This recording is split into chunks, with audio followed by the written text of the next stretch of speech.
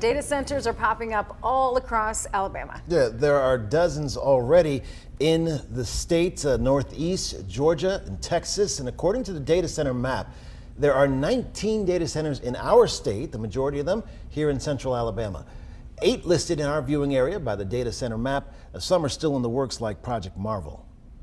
Well, you've heard us talk about the one in Bessemer and Nebius in Birmingham, which is actually an AI factory.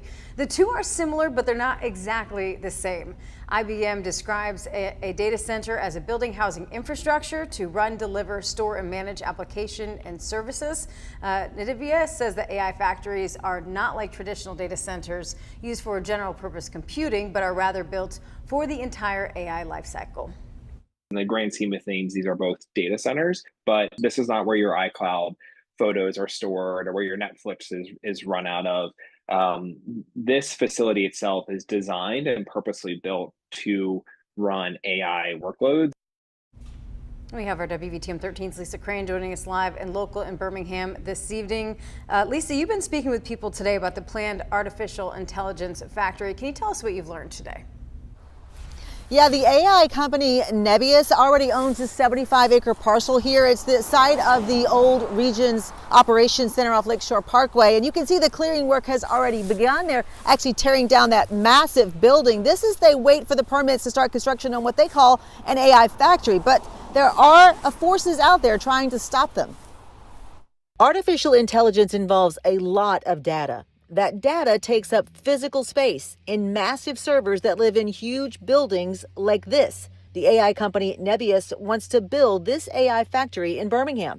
It would use 300 megawatts of power, enough to power tens of thousands of homes. But Nebius has plans to build a substation and switch yard and says Alabama Power customers will not be impacted. Alabama Power has said and that this will not increase or have any effect on rates, and we ensure that we pay our full cost of power. They're going to need that power to come from a power plant, whether that's Plant Miller or a new methane-fired power plant. We don't know.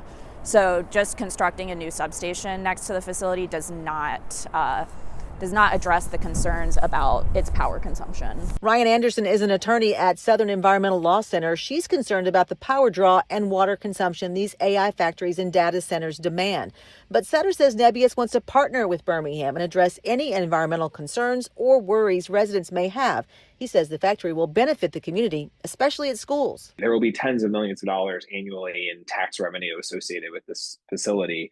There'll be hundreds of construction jobs associated with this facility. It's about $88 million is what the city and the county schools will receive off this project. Communities shouldn't have to choose between clean air and clean water and having a robust education system and a thriving economy. So if that's the choice that people are being asked to make, I think it's an unfair one.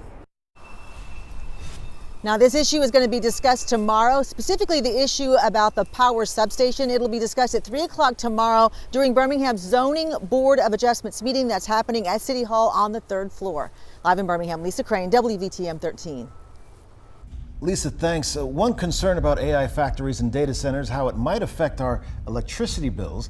Data centers which run 24/7 take a lot of power. Yeah, so just look at these numbers by Pew Research. Data centers accounting for 4% of total U.S. electricity in 2024, and energy demand is expected to more than double by 2030. President Trump spoke on this last night in a State of the Union address and announced a new ratepayer protection plan.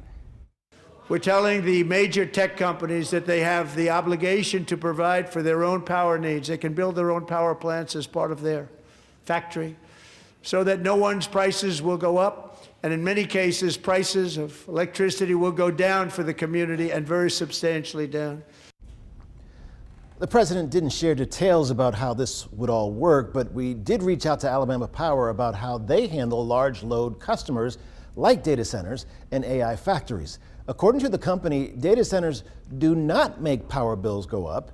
An Alabama Power spokesperson tells us the data centers pay for the costs it creates. The cost responsibility is tied to each project, and large load requests undergo studies to determine what's needed before service begins.